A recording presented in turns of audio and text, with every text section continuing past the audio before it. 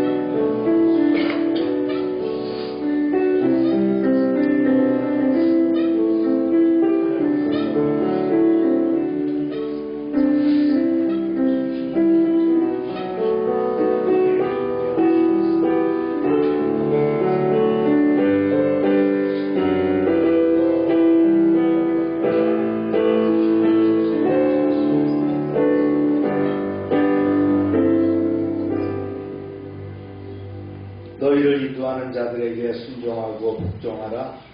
그들은 너희 영혼을 위하여 경성하기를 자신들이 청산할 자인 것 같이 하느니라. 그들로 하여금 즐거움으로 이것을 하게 하고 근심으로 하게 하지 말라. 그렇지 않으면 너희에게 유익이 없느니라. 여호와를 경외하는 것이 지혜의 근본이요 거룩하신 자를 아는 것이 명철이니라. 아멘. 은혜와 사랑이 풍성하신 하나님 아버지, 거룩한 주일 스승의 주일로 저희를 주님 전에 불러주시니 감사합니다. 오늘도 말씀으로 가르치시고 생명의 길로 인도하시는 주님 앞에 경배하며 나아갑니다. 세상의 수많은 소리와 혼란 속에서도 참된 진리의 길을 가르쳐 주시는 하나님을 바라보게 하시고, 가정과 교회와 학교와 사회 곳곳에서 다음 세대를 위해 눈물로 헌신하는 모든 스승들과 믿음의 지도자들을 기억하게 하옵소서. 아멘. 그들의 수고를 위로하시고 지혜와 건강과 성령의 능력으로 붙들어 주옵소서. 아멘. 주님, 세계는 여전히 불안과 갈등 가운데 놓여 있습니다. 최근 이어진 미중 정상회담 이후에도 경제와 안보의 불확실성은 여전히 계속되고 있으며, 중동의 전쟁과 긴장은 쉽게 가라앉지 않은 채 세계 경제와 민생에 두려움과 염려를 더하고 있습니다. 전쟁과 탐욕과 힘의 논리가 아니라 화해와 공의와 평화의 길이 열리게 하시고, 민족과 민족이 더 이상 서로를 향해 칼을 들지 않는 시대를 허락하여 주옵소서. 또 국내적으로도 6월 3일 지방선거를 앞두고 정치적 열기와 갈등이 깊어지고 있습니다. 이 나라의 지도자들이 진실과 책임 위에 서게 하시고 국민을 섬기는 겸손한 마음으로 공의를 행하게 하옵소서. 교회가 세상의 분열 속에 휩쓸리지 않고 기도와 사랑으로 나라를 품는 공동체 되게 하옵소서. 오늘 드려지는 예배 가운데 성령의 기름 부으심을 허락하시고, 찬양 가운데 회복을, 말씀 가운데 깨달음을, 기도 가운데 하늘의 위로와 능력을 경험하게 하옵소서. 상한 심령은 치유하시고 지친 영혼은 새 힘을 얻게 하시며, 우리 모두가 다시 믿음으로 일어서는 은혜의 시간이 되게 하옵소서. 예수님의 이름으로 기원하옵나이다. 아멘.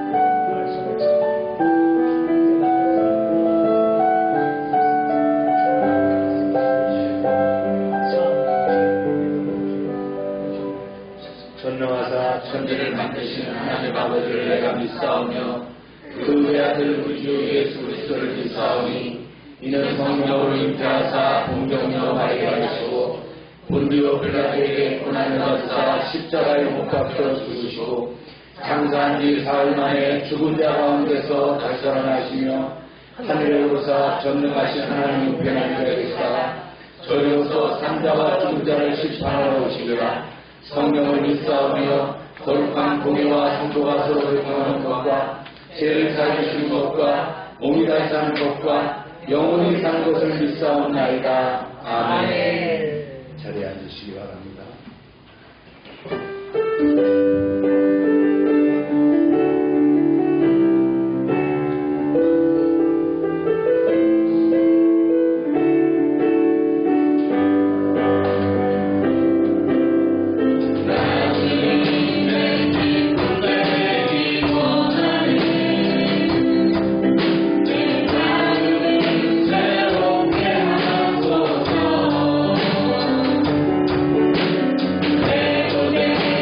내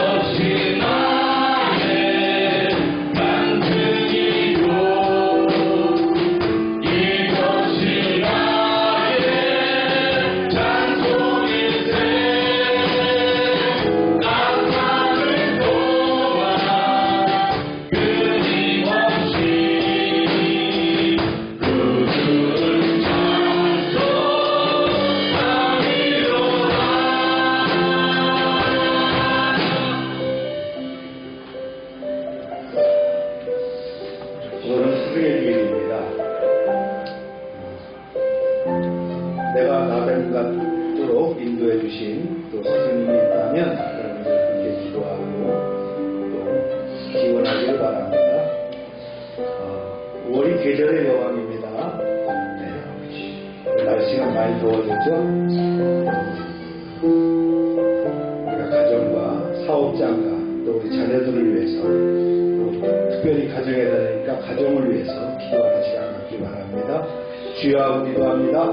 주여!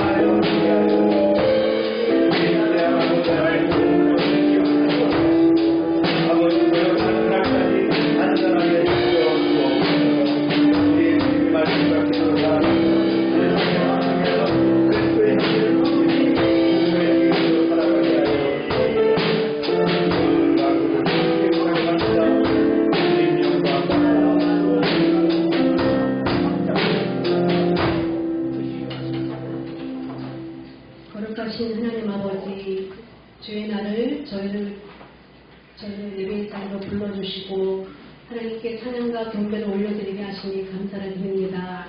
아멘. 지난 일주일 동안도 저희 발걸음을 지키시고 보호하시니 감사합니다.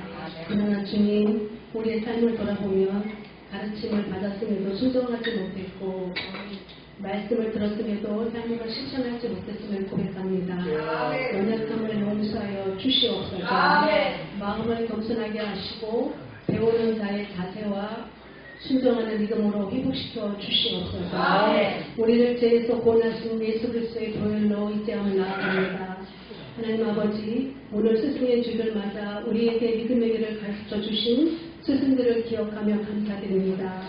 특별히 열방교회에서 말씀으로 양육하고 기도를 품으며 또 사랑으로 섬겨온 주의 종의 가정을 만날 수 있도록 인도해 주셔서 감사드립니다. 삶의 자리에서 믿음의 본을 보여주신 목사님의 가정의 수고를 주님께서 기억하여 주시옵소서. 하나님 이 땅에서 수고하는 교사들을 축복하셔서 그들에게 믿음의 스승이 되게 하여 주시옵소서. 아이들이 머무는 현장에서 바른 가치관과 또한 좋은 성품을 가지고 바르게 지도할 수 있도록 그들에게 지혜를 주시기를 원합니다. 우리에게 참된 스승이 되시는 예수 그리스도를 바라보며 그 가르침을 따라 살아가게 하여 주시옵소서. 우리 열방교회를 위해서 기도합니다. 하나님, 지역과 세상의 민족을 제대로 삼고 구원의 복음을 전할 수 있도록 우리 교회를 세워주셔서 감사드립니다. 가정마다 또한 사업장과 직장을 축복하여 주셔서 주님께서 땅끝까지 복음을 전하라 하신 명령에 순종하는 교회가 되게 하여 주시옵소서. 이 나라 대한민국을 지켜 주시옵소서. 교육의 현장이 아이들의 경쟁과 부담의 자리가 아니라 인격과 지혜가 자라나는 복된 자리가 되게 하여 주시옵소서. 그래서 아이들이 학교에서 이탈하지 않게 도와주시고 믿음의 스승을 만나서 좋은 성품으로 성장하도록 인도하여 주시옵소서. 의정자들에게 지혜를 주셔서 아버지 교육 현장과 사회 전반의 공의와 책임이 세워지게 하여 주시옵소서. 성령 하나님, 예배 가운데 우리를 붙으셔서 우리에게 믿음과 사랑과 거룩함으로 채우셔서 겸손하게 살아갈 수 있는 일주일이 되도록 우리를 지키시고 보호하여 주시옵소서. 말씀을 변하신 주의 주님께 성령의 기름을 부어주셔서 말씀이 선포될 때에 하늘의 권세와 능력으로 우리를 더하여 주시고 우리가 은혜 안에 머무도록 인도하여 주시옵소서. 주의 종에게 인간을 강건케 하여 주시옵소서. 감사드리며 우리를 구원하신 예수 그리스도 이름으로 기도드립니다. 아멘.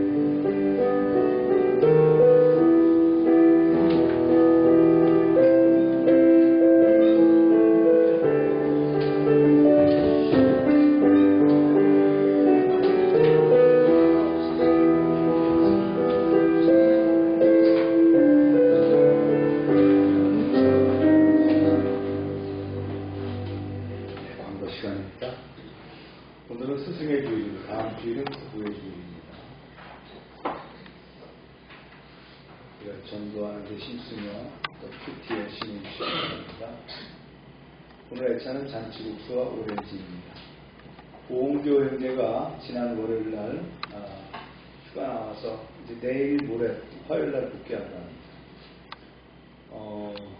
휴가를 자주 나오는데 군대가 좋아져서 나오는 게 아니고 오은교 형제가 군대 생활을 잘하다 보니까 상을 많이 받아서 자주 나와요.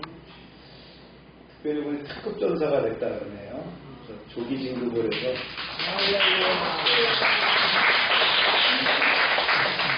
6월 1일부로 병장을 단다합니다. 딴 사람보다 3개월 먼저 병장을 단대요. 금전적으로도 이득이 있겠고 개인에게도 영광이죠. 명예고. 특급 전사는 제가 군 생활할 때는 없었어요. 2008년도 어느 장군이 특급 전사라는 제도를 만들어서 전군 부대에 시행했다고 합니다. 제가 한번 인터넷 찾아보니까 이렇습니다.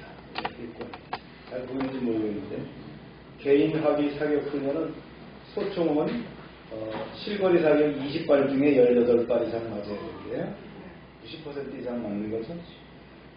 그 다음에 기초 체력이 8구표백이 2분의 72회, 잇몸 일으키기 2분의 86회, 3km 달리기가 12분 30초 이내, 정신전력 90점 이상, 그 다음에 전투 부상자 처치, 응급처치죠?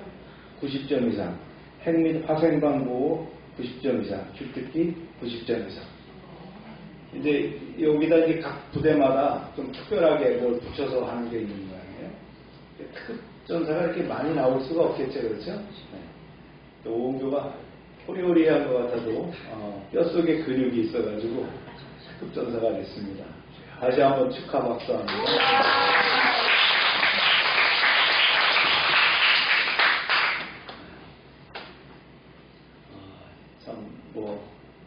쉽지 않죠, 이게 특급 전사가. 마크가 있어요, 특급 전사들. 이렇게 별이 달리는 거 특급 전사라고 해요. 스페셜 워리어죠. 그런 마크를 달고 다니니까. 명예입니다, 그렇죠. 또 우리 군에 가는 병사들이 또 그렇게 훈련을 해서 잘 또 했습니다. 치훈이는 어쩌는가 모르겠어요. 치훈이 뛰기를 못해갖고 아마 전혀 안 될 것 같아요.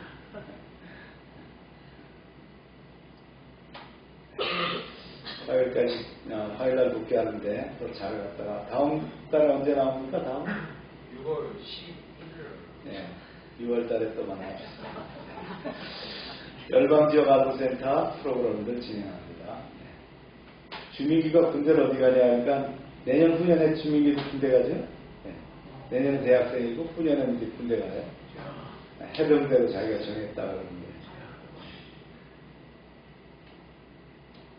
아빠 따라서 해군 가지 그러니까 해병대 간다. 선교사님도 지금 한국 업무차 한국에 나와 계시고 박병삼 선교사님은 지난번에 그 월드쉐어 그 후원이 끊기기 때문에 개인 후원을 받으러 다니셨는데 반쯤 이제 후원 확보를 했다고 하시네요. 막막해서 나오셨는데 그래도 좀 소망이 보이는 것 같습니다.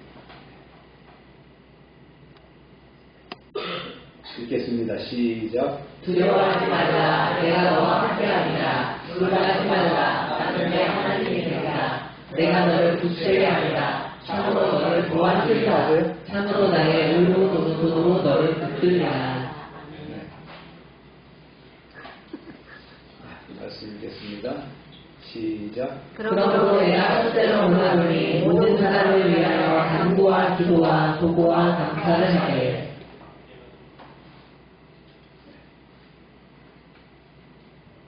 시작. 또 이와 같이 여자들도 단정하게 옷을 입으며 소박함과 정결로서 자기를 단장하고 따은 머리와 금이나 신주나 값진 옷으로 하지 말고 오직 선행으로 하기를 원하노라. 이것이 하나님을 경외하다 하는 자들에게 마땅한 것입니다.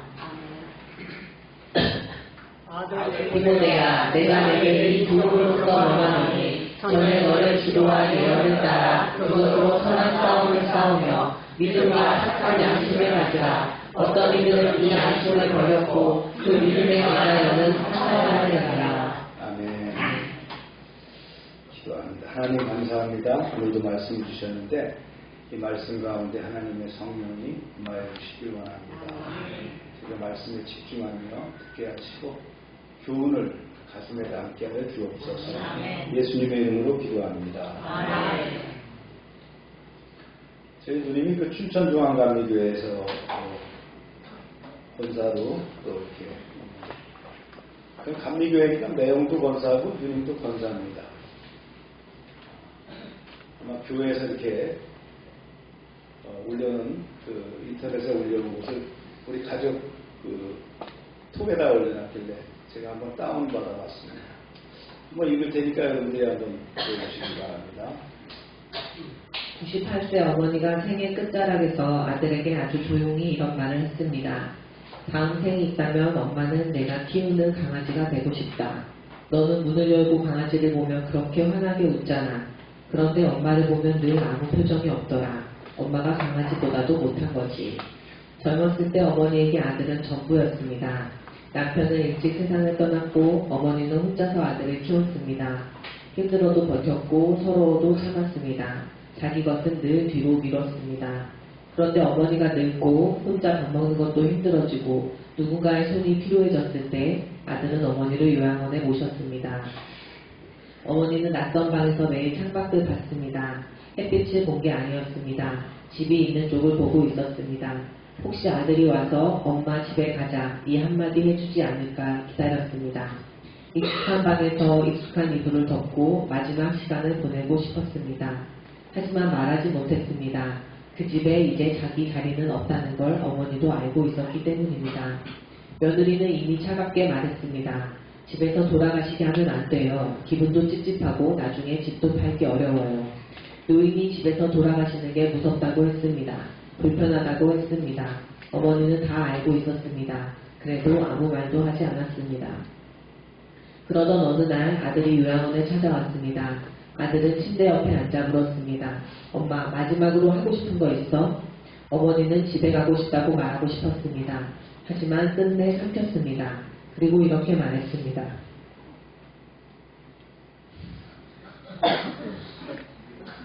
다음 생이 있다면 엄마는 네가 키우는 강아지가 되고 싶다. 아들은 멈칫했습니다. 엄마 왜 그런 말을 해? 어머니는 눈물이 모인 채 조용히 말했습니다. 엄마도 알아. 이제 쓸모없는 사람이 된 거. 너희 집에 있을 때도 매일 조심했어. 말 한마디 잘못할까봐. 너희 기분 상하게 할까봐 겁이 났어. 엄마가 잠깐 밖에 나가 걷고 싶다. 햇빛 좀 쬐고 싶다 하면 내 며느리는 창가에 앉아있으면 된다고 했지. 그런데 강아지는 매일 즐겁게 산책시키더라. 강아지 밥도 따로 챙기고 목욕도 시키고 발도 닦아주더라. 너도 퇴근하고 들어오면 강아지부터 보고 웃었어. 아이처럼 웃더라. 그런데 엄마는 잘 보지도 않았지. 네가 강아지에게 주는 다정함을 조금만 엄마에게 줬어도 엄마는 정말 행복했을 거야. 아들은 고개를 숙였습니다. 가슴이 바늘로 찔리는 것처럼 아팠습니다. 그때서야 알았습니다. 어머니는 아들을 원망하려던 게 아니었습니다. 아들이 늙었을 때를 걱정하고 있었습니다. 어머니는 떨리는 목소리로 말했습니다. 사람은 다 늙는다. 너도 내 아이에게 효도를 가르쳐야 해. 나중에 네가 엄마처럼 외롭고 힘들게 늙으면 엄마는 마음이 놓이지 않아. 아들은 울었습니다. 어머니의 손을 잡고 떨리는 목소리로 말했습니다. 엄마 죄송해요. 그 순간 어머니는 남은 힘을 다해 말했습니다. 엄마는 너를 원망하지 않아. 다만 엄마가 평생 너를 너무 사랑했기 때문에 네가 나중에 이런 길을 걷게 될까봐 무서운 거야. 어머니는 평생 아들을 사랑했습니다. 대가를 달라고 한 적도 없었습니다. 아이의 길을 밝혀주던 등불처럼 살았습니다. 그런데 그 불빛이 약해질 때 아무도 제대로 돌아보지 않았습니다. 어머니는 정말 많이 사랑했습니다. 그러니 어머니를 강아지보다 못하게 대하지 마세요. 늦기 전에 알아야 합니다. 어머니도 가장 따뜻하게 대해야 할 사람입니다.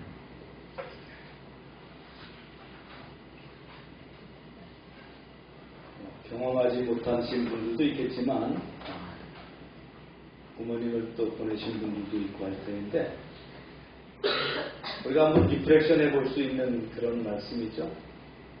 그런데 뭐 요양원이 나쁜 것은 아니고요. 참 부모님을 더 이상 못 모실 수밖에 없는 그런 상황이 올 때가 있어요. 그러나 이제 우리가 이 글이 한번 생각해 봐야 될 그런 글이라고 생각을 합니다. 노인들이 생각하는 거는 자기 집에서 자녀들이 보는 가운데 인종하기를 원하는 겁니다. 그게 현실적으로 참 어려울 수도 있어요. 질병이라든가 뭐 여러 가지 사건들 때문에. 그렇지만 우리가 한번 노인이 많아지는 시대고 예전만 해도 20%에 가까운 65세 이상의 노인이 있잖아요. 한번 생각해봐야 될 문제라고 생각을 합니다. 특히 가정의 달이잖아요. 연로한 부모님이 계신다면 다시 한번 돌아보시길 바랍니다. 자, 오늘 말씀은 이제 에베소서 다시 디모데전서 2장으로 들어갑니다. 바울은 그 교회의 문제에 대해서 디모데에게 이야기하는데 오늘 몇 가지 핵심이 있습니다. 기도, 그 다음에 예수 그리스도, 질서 세 가지를 말씀합니다. 본문을 강의해 보도록 하겠습니다. 시작. 그러므로 내가 첫째로 원하노니 모든 사람을 위하여 간구와 기도와 도구와 감사를 하되. 네, 기도의 모습이 여러 가지가 있는데 기도하라는 거예요. 그러면서 이제 계속 말씀합니다. 시작. 임금들과 높은 지위에 있는 모든 사람을 위하여 하라. 이는 우리가 모든 경건과 단정함으로 고요하고 평안한 생활을 하려 함이라. 이것이 우리 구주 하나님 앞에 선하고 받으실 만한 것이니. 네. 우리가 높은 사람들 별로 안 좋아하는데 바울은 임금들과 높은 지위에 있는 사람들을 위해서 기도해야 된다 이런 얘기를 합니다. 그 다음에 이제 4절 말씀 시작. 하나님은 모든 사람의 구원을 받으며 진리를 아는 데에 이르기를 원하시느니라. 네. 바울은 특별히 초대교회에서 기도문 중에 위정자를 위한 기도도 해야 된다 이렇게 얘기를 합니다. 우리 교회는 많이 해요. 네. 뭐 나는 야당 쪽이니까, 나는 여당 쪽이니까, 뭐 나는 진보니까, 나는 보수니까가 아니라 세워진 사람도 하나님께서 세우신 거니까 우리가 기도해야 된다고 합니다. 또 세계적인 지도자들을 위해서 또 기도할 수 있는 그런 중보가 필요합니다. 특별히 이제 공중기도를 하는 분들은 그런 내용들을 포함하면 좋겠죠. 5절 말씀, 네. 복음입니다. 시작. 하나님은 한 분이시오 또 하나님과 사람 사이에 중보자도 한 분이시니 곧 사람이신 그리스도 예수라. 그가 모든 사람을 위하여 자기를 대속물로 주셨으니 기약이 이르러 주신 증거니라. 네, 7절. 시작. 이를 위하여 내가 전파하는 자와 사도 세움을 입은 것은 참말이요 거짓말이 아니니 믿음과 진리 안에서 내가 이방인의 뜻을 개어놓으라. 하나님께서는 모든 사람이 구원받기를 원하셨어요. 누구는 구원 안 하겠다, 누구는 해야 되겠다 이렇게 정해놓으신 게 없어요. 이거를 나중에 결론적으로 보니까 이걸 뭐 신학적으로는 예정론, 선택 이렇게 얘기를 하지만 하나님은 누구나 구원하시길 원하셨다는 거예요. 네. 그래서 예수님을 이 땅에 보내셔서 대속을 하시게 하셨죠. 그런데 믿느냐 안 믿느냐 누가 결정해요? 네, 내가 결정하는 거예요. 그래서 영접하는 자, 그 이름을 믿는 자들에게는 그렇죠? 구원의 은총을 주시는 거예요. 할렐루야. 이제 그 교회 질서에 대해서 또 얘기를 합니다. 이렇게 얘기했어요. 시작. 그러므로 각처에서 남자들이 분노와 다툼이 없이 거룩한 손을 들어 기도하기를 원하노라. 네. 거룩한 손을 들어서 기도하라고 하는 의미는 다른 거 없어요. 그 당시에 기도할 때 손을 들고 기도를 했기 때문에 그렇게 기도하라는 얘기였어요. 그 다음 말에 의미가 있어요. 네. 시작. 또 이와 같이 여자들도 단정하게 옷을 입으며 소박함과 정도로서 자기를 담당하고 땅덩어리와 금이나 진주나 값진 옷으로 하지 말고 오직 선행으로 하기를 원하노라. 이것이 하나님을 경외하다 생각하는 자에게 마땅한 것이니라. 아마 초대교회도 사람들이 모이다 보니까 특히 여성들은 화장도 하고 옷을 또 예쁘게 입기를 원하겠죠. 그럼 옷을 잘 입은 사람과 또 잘 입지 못한 사람의 어떤 차별성이 있고 하니까 그런 것에 대한 이제 사도 바울의 염려를 담았던 것 같습니다. 옷을 뭐 잘 입는 거 뭐 나무랄 거 없어요. 옛날에 어느 교인 중에서도 그러더라고요. 우리 교인을 평하면서 누구는 왜 명품 옷을 입고 다니느냐 그러면서 자기는 늘 검소하게 입는다. 그래서 글쎄 제가 자기도 잘 벌어가지고 화려한 옷도 입고 명품 옷도 입고 당신 부인도 명품 사주면 된다 했어요. 그건 남의 거 신경 쓸 필요 없어요. 그렇죠? 자기 잘 입으면 되는 거예요. 그런 거 신경 쓸 필요 없어요. 근데 이제 이 초대교회에서는 고대 사회에서 그렇지 않습니까? 있는 사람과 빈부 차이가 있을 때에 그런 것들을 좀 지적을 하는 얘기였다. 지금의 얘기에서는 이것이 뭐 문제될 거 없습니다. 요즘은 뭐 오히려 돈 있는 사람들이 수수하게 입고 다니는 그런 시대 아닙니까? 세계적인 부자들은 검은색을 입는답니다. 검은색을 맨날 입은 게 아니고 입었던 거 또 입는 게 아니고 여러 벌 사놓고 있겠죠. 왜 그러냐니까 옷을 선택하게 그런 여유가 없다는 거예요. 그냥 입는다는 거예요.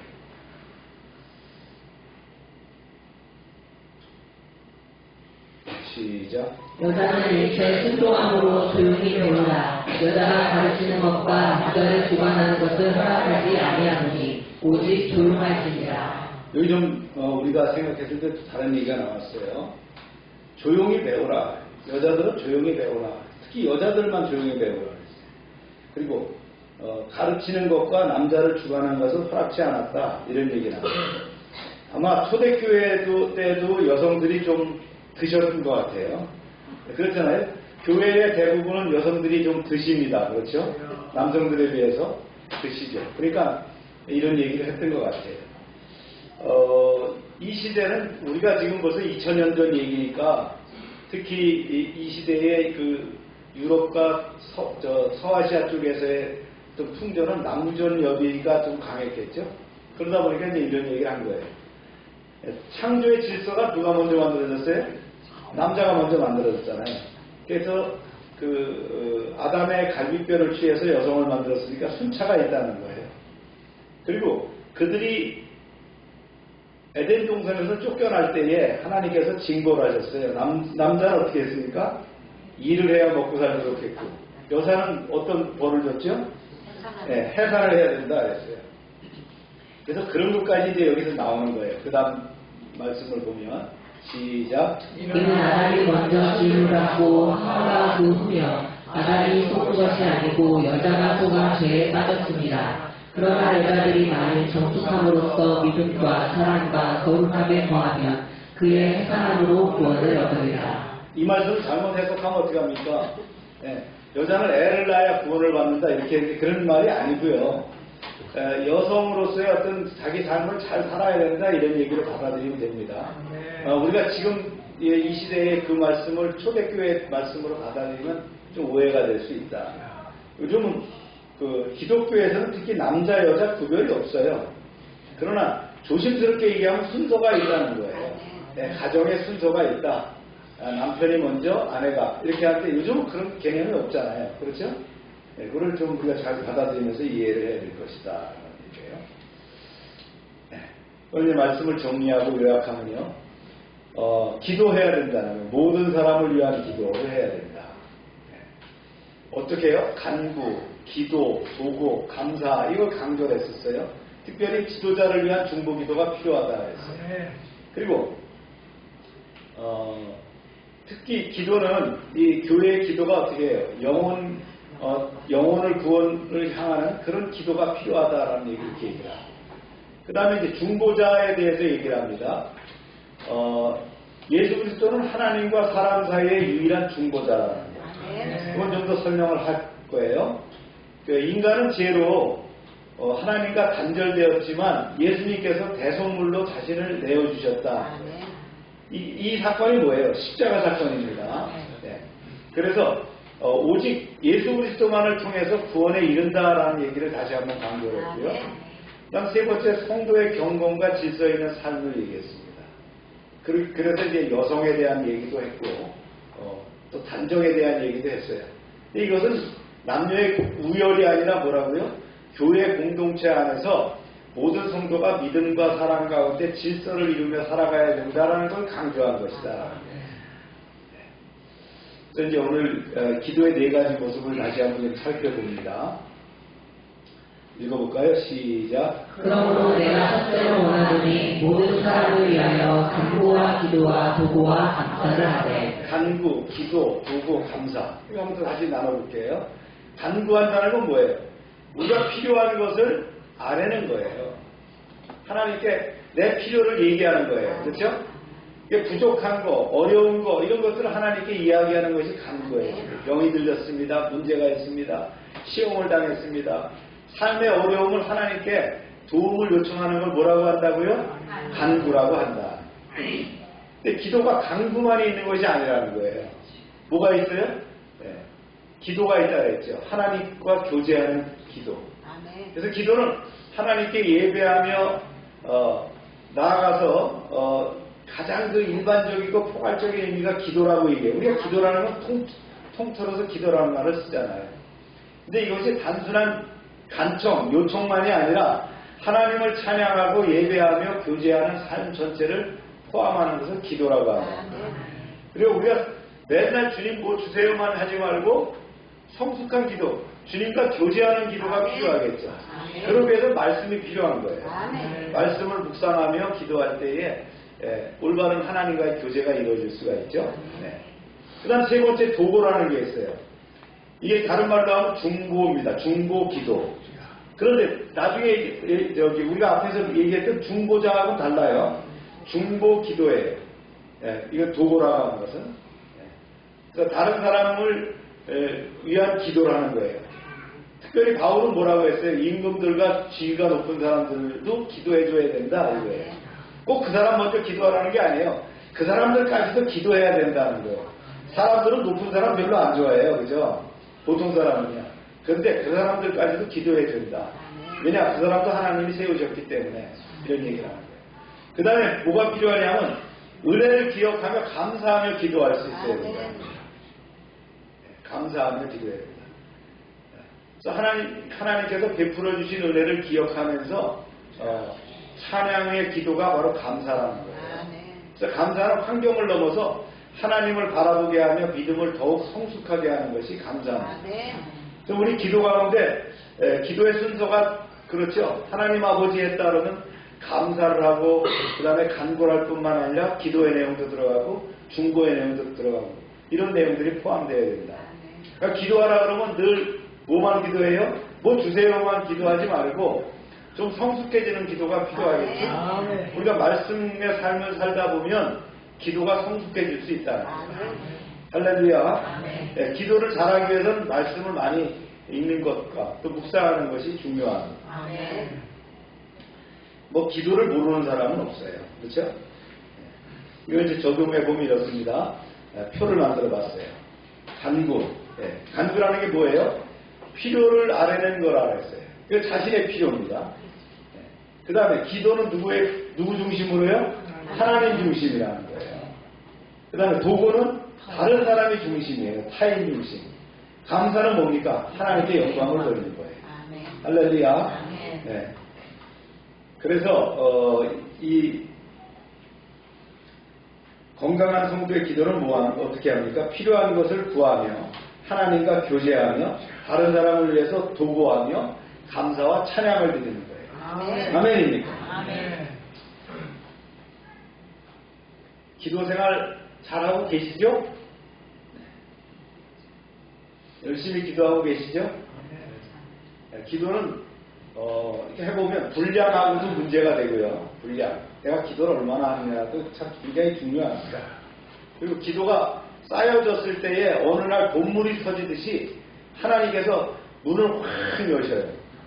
네, 그러니까 꾸준한 자기 기도 루틴이 필요하다는 거예요. 나는 아침, 점심, 저녁 한다 그러면 그게 짧든 길든 그 시간에 꼭 기도를 하면서 쌓여나가는 것이 중요하고 그리고 스파트한 기도가 필요해요. 화살 기도라 그러잖아요. 어떤 일이 있을 때 금방 기도하는 거예요. 저도 어제 말씀을 준비하다가 강수진 집사가 기억이 나서 전화를 했더니 지금 병원에서 링거를 맞고 있대요. 독감이 걸려서 링거를 맞는다. 그때 이제 바로 기도하는 거예요. 그렇죠? 그때 기도. 어떤 사안이 있을 때 감사 기도, 어떨 때는 간구의 기도, 어떨 때는 하나님과의 어떤 교통의 기도, 이런 것들이 수시로 이루어질 수 있어야 된다. 우리의 일상 가운데서 기도가 계속 연결돼야 돼요. 아멘입니까?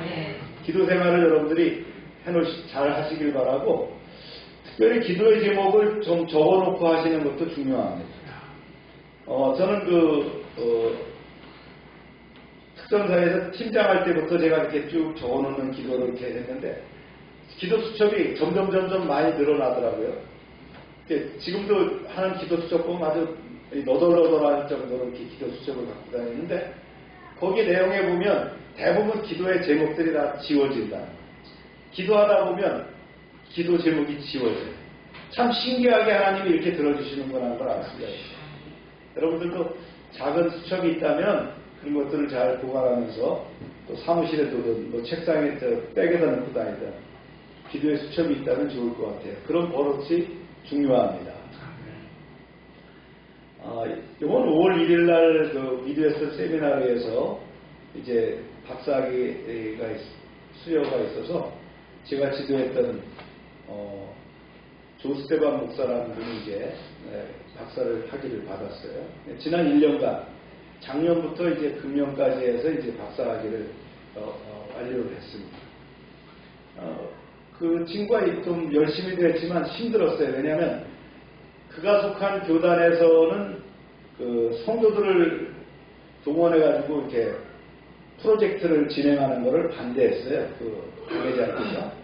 그래서 이제 그분이 당신 중심으로 박사 논문을 쓰려고 하니까 굉장히 힘들어했는데 요즘 AI 시대잖아요. 그래서 제가 과제를 줬어요. AI 플러스 알파가 있어야 된다. 그래서 AI는 누구나의 어떤 보편적 지식이라면 그거를 넘어서서 알파가 필요하다. 그런 어떤 창조적인 그 논문을 만들자.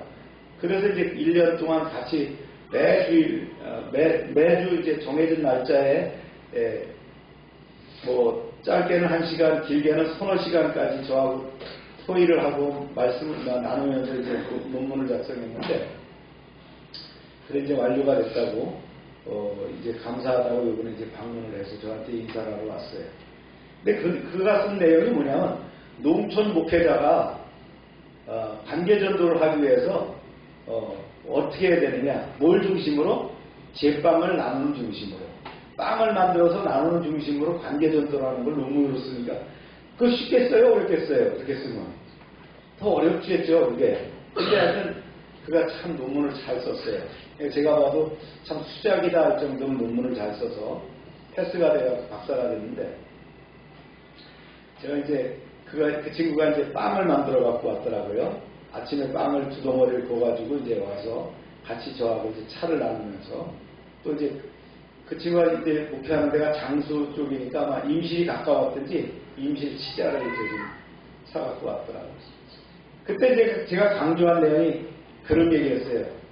조 목사님, 방언을 받았습니까? 그런 얘기를 했어요. 그러니까 성령 받았느냐는 얘기를 했어요. 근데 이제 당연히 성령 받았겠죠, 목사가 됐으니까. 그래서 이제 제가 그런 얘기를 하면서, 그러면 기도를 하면 하나님이 응답하시는 음성을 들었습니까? 그러니까 들은 것도 같고 안 들은 것도 같고, 뭐 자기가 말씀을 보면 그런 것도 같고 뭐 이렇다는 거예요. 그런 거 말고 분명히 하나님이 간구를 했던, 중보를 했던, 기도를 했더니 하나님이 당신에게 얘기를 했냐는 거예요. 그래서 제가 과제를 줬어요. 이제 박사가 됐으니까 이제 하나님의 음성을 듣는 훈련이 필요하다. 내가 기도하면 하나님 말씀하셔야 되니까 그 훈련이 돼야 됩니다. 또 물어봤어요. 귀신을 쫓아봤느냐? 축사라 그러죠? 귀신을 쫓는 기도. 자기가 직접 그 귀신을 쫓아본 적은 없었고, 귀신을 쫓는데 옆에서 기도를 해봤다는 거예요.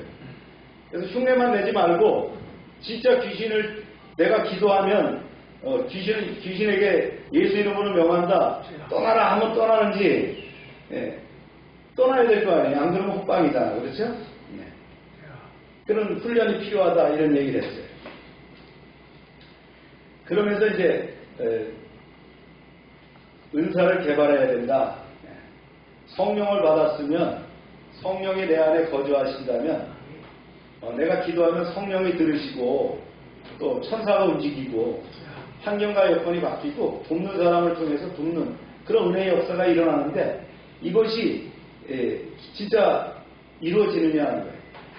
그래서 은사를 개발해야 된다. 성경에 많은 은사들이 나오니까 그런 것들이 개발해야 된다 이런 얘기를 하면서 이제 앞으로 좋은 교회에서 지금은 이제 시골에서 목회를 하고 있지만 좋은 교회에서 부름이 있을 때까지 한 4, 5년 정도 남았으니까 더 열심히 기도하면서 은사를 개발하고 목회자로서 그런 영성과 그 다음에 이런 능력을 쌓을 수 있도록 해라, 그런 얘기를 해서 보냈습니다. 저도 이제 우리 아들하고도 통화하면서 늘 그런 얘기를 해요. 하나님의 음성을 듣는 것, 기름 부음에 대한 것, 은사를 개발하는 것, 그렇죠? 뭐 목사가 공부해가지고 실력만 가지고 키우는 게 아니고, 박사학위는 뭐 그렇게 딸 수 있지만 실질적으로 목회라는 데 있어서는 그런 영역이 필요하잖아요.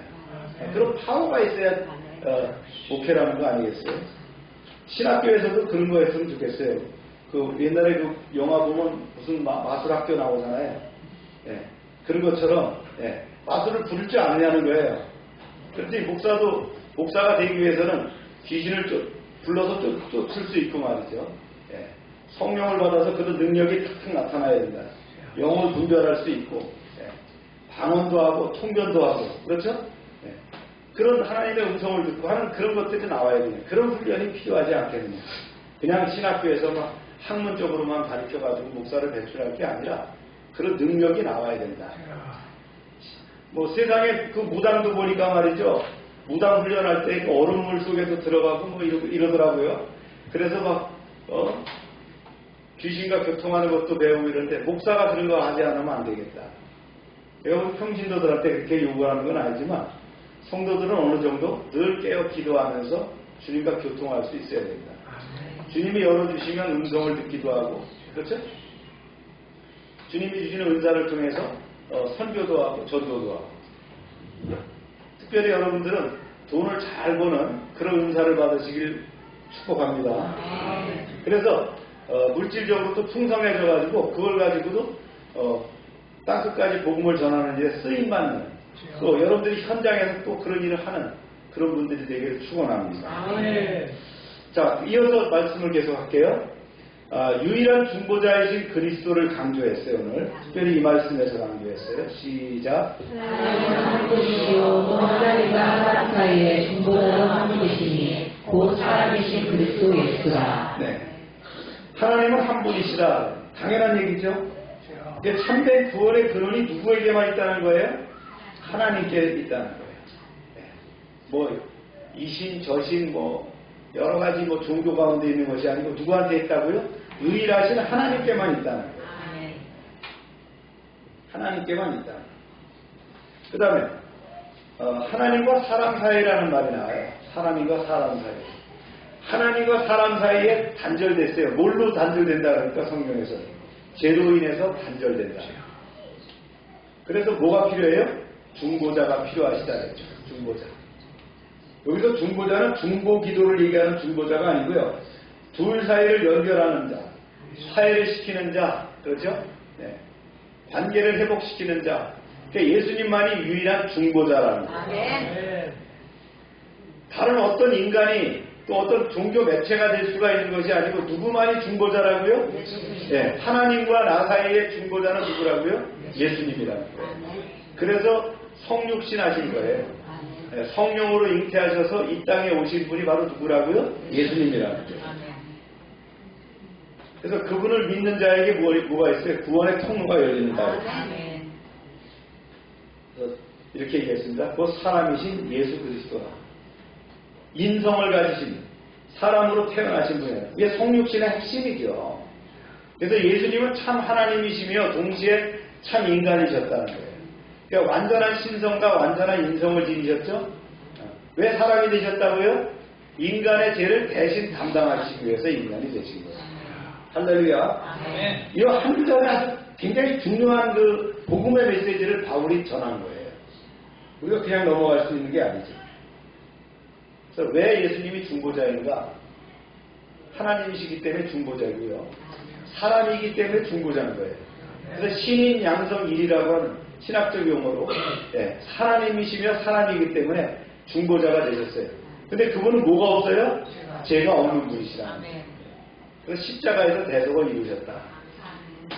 예수님의 중보의 가장 대표적인 건 뭐예요? 십자가에서 죽으심이에요. 그래서 우리의 죄를 사하심으로 우리가 부활을 승천하며 영원한 하늘나라에 들어갈 수 있게 되었다. 할렐루야. 네, 오늘 말씀을 마무리합니다. 바울은 디모데에게 교회를 바로 세우기 위해서는 첫 번째가 기도고 두 번째가 뭐냐면 오직 예수 그리스도며 세 번째가 뭐라고요? 교회 질서가 있다. 그런 얘기를 했어요. 네, 첫 번째 모든 교회는 모든 사람을 위해서 기도할 수 있어야 됩니다. 그래서 가정을 위해서, 나라와 민족을 위해서, 이웃을 위해서, 잃어버린 영혼을 위해서 기도할 수 있어야 됩니다. 기도하다 보면 기도의 지경이 점점 넓어집니다. 네. 내가 지금 기도하고 있는데 하나님이 툭 생각을 주셔요. 그 방향을 또 이끌어 주신단 말이에요. 그 기도의 그 여정을 이렇게 성령이 인도하는 대로 따라가면서 지경이 넓어지는 거예요. 여러분들이 그런 기도를 하시길 바라고요. 그런 기도의 체험이 있으시길 바랍니다. 빨리 언제 기도가 끝나나 이렇게 하지 마시고 내 기도의 지경이 넓어져야 된다. 여러분들 합심 기도해보면 여러분의 기도가 너무 짧아요. 그렇죠? 왜냐하면 평소에 기도하지 않았기 때문에 기도할 내용이 별로 없어. 그냥 내 중심으로 그냥 이렇게 기도했기 때문에. 기도의 지경을 넓히시길 바랍니다. 두 번째는요, 교회 중심이 누구라고요? 예수님이시죠. 사람이 아니라는 거예요. 하나님, 예수 그리스도라는 거죠. 말씀 한번 읽어서 시작. 하나님과 사람 사이의 중보자도 한 분이시니 곧 살아계신 그리스도 예수라. 세상은 수많은 길과 방법을 말하지만 하나님께 나아가는 길은 뭐라고요? 오직 예수 그리스도입니다. 여러분 불국사에 가갖고 석가탑이든 다보탑이든 그걸 수없이 돌았다고 해서 구원받는 거 아니에요. 3,000배를 했다고 말이죠. 부처한테 3,000배를 매일 했다고 그게 매일 하면 골병 들겠죠? 네. 구원받는 거 아니란 말이에요. 무슨 겐지스가이가 이거 어디 가갖고 말이죠. 이 다리를 머리에다 얹어갖고 이상한 자세를 만들어서 요가를 하면서 수행을 했다고 구원받는 거 아니라.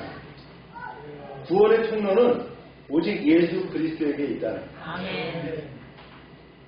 근데 그 구원은 값을 치르는 게 아니에요. 공짜예요. 이미 예수님이 십자가에서 죽으셔서 우리의 죄를 다 사하셨기 때문에 그를 믿는 자는 구원을 받는 거예요. 네, 현재, 과거, 미래가 다 열리도록 되어 있는 거예요. 그래서 십자가는 인간의 노력이나 공로가 아니에요. 하나님의 은혜로 구원을 이루어졌다는 걸 확신해야 됩니다. 교회가 세상의 방법과 가치관을 따라가기 시작하면 결국 복음의 능력을 잃어버립니다. 역사적으로도 서구의 천년 역사의 기독교를 보면 그들이 막 교회를 엄청난 교회를 예배당 건물을 짓고 말이죠. 조형상을 만들고 했는데 그렇다고 해서 기독교가 성장한 게 아니에요. 다 쇠퇴해버리고 말았어요. 유럽에 가보면 그 큰 교회가 말이죠. 그 아름다운 교회가 노인들만 남아있다. 다 쇠퇴해버렸어요. 인간적인 방법, 인륜적인 방법이 아니라 요즘 교회들이 별걸 다 합니다. 그렇죠? 본당 건물을 엄청나게 졌는데 이게 아직도 재원이 남아. 헌금이 남아가지고. 그러니까 옆에다 또 교육관을 엄청나게 졌어. 그래서 또 남아. 요번에는 이제 무덤까지 만드는 거예요. 땅을 사갖고 거기다 낙골당을 만들어갖고 교회 별짓을 다 한다는 거예요.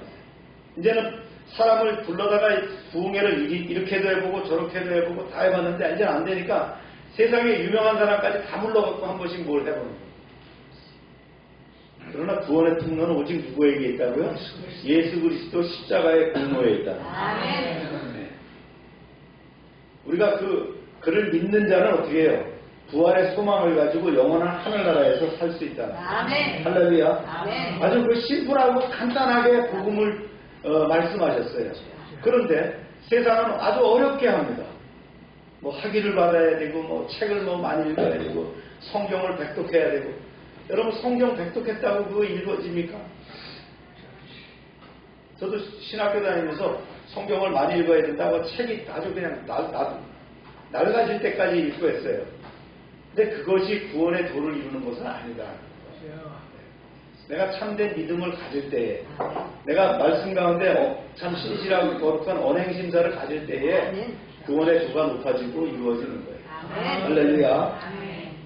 그래서 우리의 신앙이 사람 중심이 아니고 물질 중심이 아니고 성공 중심이 아니라 오직 살아계신 예수 그리스도 중심이 되어야 됩니다.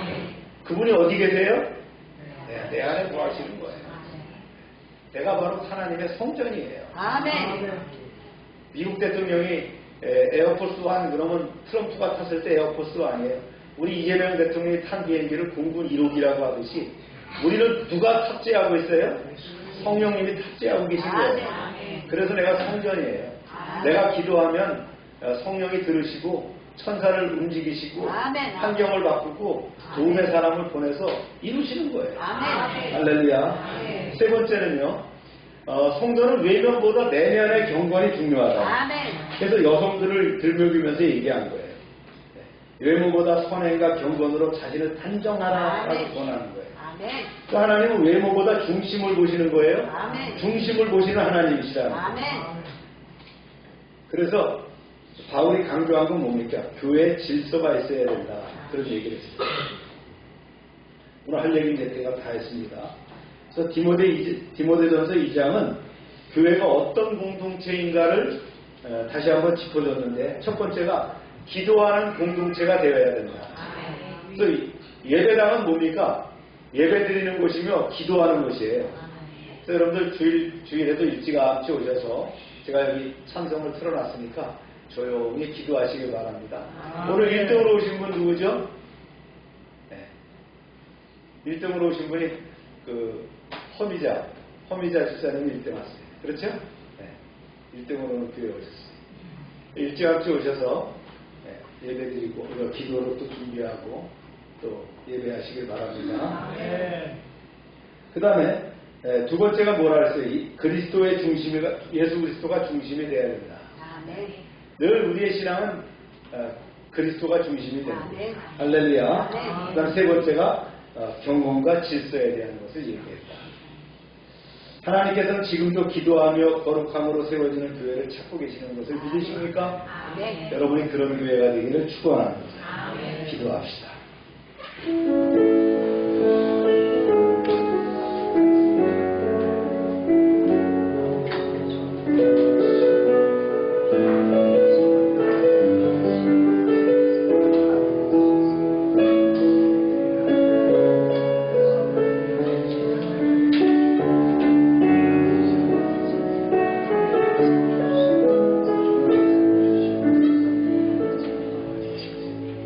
거룩하신 하나님 아버지, 오늘 디모데전서의 말씀을 통해서 교회의 기도와 질서의 중요성을 깨닫게 하시며 감사합니다. 우리의 기도가 자신만의 기도가 아니라 나라와 민족과 교회와 이웃을 품는 중보의 기도가 되게 하옵소서. 하나님과 사람 사이의 유일한 중보자 되시는 예수 그리스도를 더욱 깊이 붙들게 하시고 세상의 방법과 가치관이 아니라 십자가 복음 위에 굳게 서게 하여 주옵소서. 우리의 삶이 외적인 화려함보다 내적인 경건과 거룩함으로 세워지게 하시고 교회 안에서 사랑과 겸손과 질서를 이루는 성도가 되게 하여 주옵소서. 특별히 이 시대에 교회가 다시 기도의 자리로 돌아오게 하시고 성령 안에서 하나 되어서 하나님 나라를 이루어가기를 소망합니다. 우리의 가정과 교회와 다음 세대를 주님께 올려드리며 어떤 세대 속에서도 믿음을 잃지 않게 하여 주옵소서.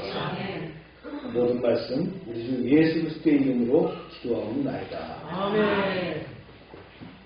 다 같이 일어나셔서 559장 찬송드립니다. 내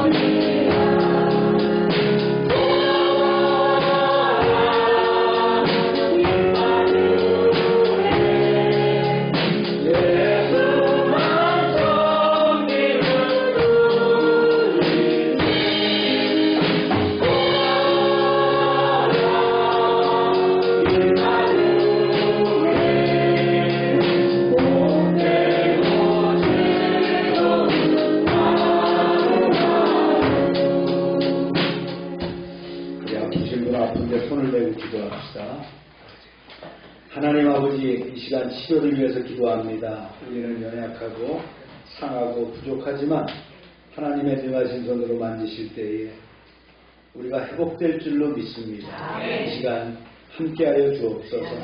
예수 이름으로 명령한다. 모든 질병은 떠나가고 깨끗하게 될지어다. 더럽고 추하던 것들은 다 떠나가고 깨끗함을 입을지어다. 주님 이 시간 역사하셔서 우리의 치료를 들으시고 응답하여 주옵소서.